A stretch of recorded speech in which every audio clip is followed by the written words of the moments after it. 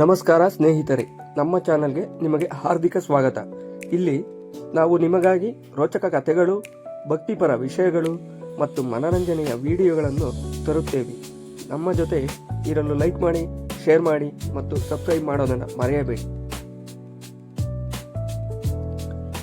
ತುಮಕೂರು ಜಿಲ್ಲೆಯ ಚಿಕ್ಕನಾಯಕನಹಳ್ಳಿ ತಾಲೂಕಿನ ಪವಿತ್ರ ಕ್ಷೇತ್ರಗಳಲ್ಲಿ ಒಂದು ಎಂದರೆ ಬನಶಂಕರಿ ದೇವಸ್ಥಾನ. ಈ ದೇವಸ್ಥಾನವು ಭಕ್ತರ ನಂಬಿಕೆಯ ಕೇಂದ್ರವಾಗಿದ್ದು, ಅಮ್ಮನವರ ಮಹಿಮೆ ದೂರ ದೂರಿಗೂ ಪ್ರಸಿದ್ಧವಾಗಿದೆ. ಬನಶಂಕರಿ ಅಮ್ಮನವರು ಶಕ್ತಿ ಸ್ವರೂಪಿಣಿ. ಗ್ರಾಮೀಣ ಪ್ರದೇಶಗಳಲ್ಲಿ ಜನರು ತಮ್ಮ ಕಷ್ಟ ಸಂಕಟಗಳನ್ನು ದೂರ ಮಾಡಿಕೊಳ್ಳಲು, ಮನದ ಆಸೆಗಳು ನೆರವೇರಲು ಈ ದೇವಿಯನ್ನು ಪೂಜಿಸುತ್ತಾರೆ.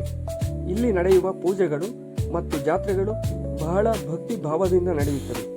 ಈ ದೇವಸ್ಥಾನದಲ್ಲಿ ವಿಶೇಷವಾಗಿ ಗಮನ ಸೆಳೆಯುವ ಸಂಪ್ರದಾಯವೆಂದರೆ ಕಲಶ ಹೊತ್ತುಕೊಳ್ಳುವುದು.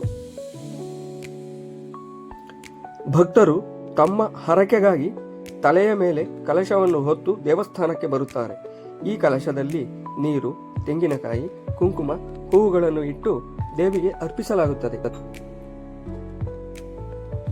ಬೆಳಗ್ಗೆ ಮುಂಜಾನೆ ಊರಿನ ಸುತ್ತಮುತ್ತಲಿನ ಭಕ್ತರು ಶುದ್ಧವಾಗಿ ಸ್ನಾನ ಮಾಡಿ ಹೊಸ ಬಟ್ಟೆ ಧರಿಸಿ ದೇವಿಯ ನಾಮಸ್ಮರಣೆಯೊಂದಿಗೆ ತಮ್ಮ ಮನೆಗಳಿಂದ ಹೊರಡುತ್ತಾರೆ.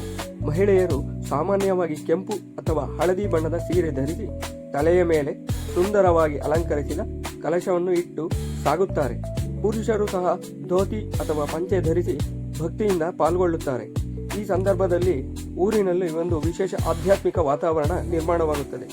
ಡೊಳ್ಳು, ಹಾತೆ, ನಾದಸ್ವರಗಳು, ಶಬ್ದಗಳು ಎಲ್ಲೆಡೆ ಕೇಳಿಸುತ್ತವೆ. ಜೈ ಬನಶಂಕರಿ ಅಮ್ಮ ಎಂಬ ಘೋಷಣೆಗಳು ಗಂಭೀರವಾಗಿ ಮೂಡಿಬರುತ್ತವೆ. ಈ ಎಲ್ಲವೂ ಭಕ್ತರ ಮನಸ್ಸನ್ನು ದೇವಿಯ ಕಡೆಗೆ ಕೊಂಡೊಯ್ಯುತ್ತದೆ. ಕಲಶ ಹೊತ್ತು ದೇವಸ್ಥಾನಕ್ಕೆ ಬಂದ ನಂತರ ಭಕ್ತರು ದೇವಿಯ ಸನ್ನಿಧಿಯಲ್ಲಿ ಪೂಜೆ ಸಲ್ಲಿಸುತ್ತಾರೆ.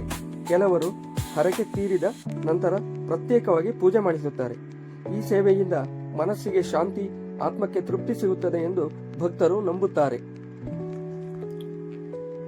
ಚಿಕ್ಕನಾಯಕನಹಳ್ಳಿ ಬನಶಂಕರಿ ದೇವಸ್ಥಾನದಲ್ಲಿ ನಡೆಯುವ ಜಾತ್ರೆ ವಿಶೇಷವಾಗಿ ಪ್ರಸಿದ್ಧ. ಈ ಸಮಯದಲ್ಲಿ ಸಾವಿರಾರು ಜನರು ಇಲ್ಲಿ ಸೇರುತ್ತಾರೆ. ಗ್ರಾಮೀಣ ಸಂಸ್ಕೃತಿ, ಭಕ್ತಿ ಮತ್ತು ಸಂಪ್ರದಾಯಗಳ ಒಂದು ಸುಂದರ ಸಂಗಮ ಈ ಜಾತ್ರೆಯಲ್ಲಿ ಕಾಣಬಹುದು. ಈ ದೇವಸ್ಥಾನವು ಕೇವಲ ಪೂಜೆಯ ಸ್ಥಳವಲ್ಲ, ಇದು ನಮ್ಮ ಸಂಸ್ಕೃತಿ ಮತ್ತು ಪರಂಪರೆಯ ಪ್ರತೀಕ. ನಮ್ಮ ಪೂರ್ವಜರು ನಮಗೆ ಕೊಟ್ಟ ಈ ಪರಂಪರೆಯನ್ನು ನಾವು ಮುಂದುವರಿಸಬೇಕಾದ ಜವಾಬ್ದಾರಿ ನಮ್ಮದೇ. ಬನಶಂಕರಿ ಅಮ್ಮನವರ ಆಶೀರ್ವಾದ ಎಲ್ಲರ ಮೇಲೂ ಇರಲಿ. ನಮ್ಮ ಜೀವನದಲ್ಲಿ ಸುಖ, ಶಾಂತಿ, ಸಮೃದ್ಧಿ ತುಂಬಿರಲಿ ಎಂದು ಪ್ರಾರ್ಥಿಸೋಣ. ಜೈ ಬನಶಂಕರಿ ಅಮ್ಮ.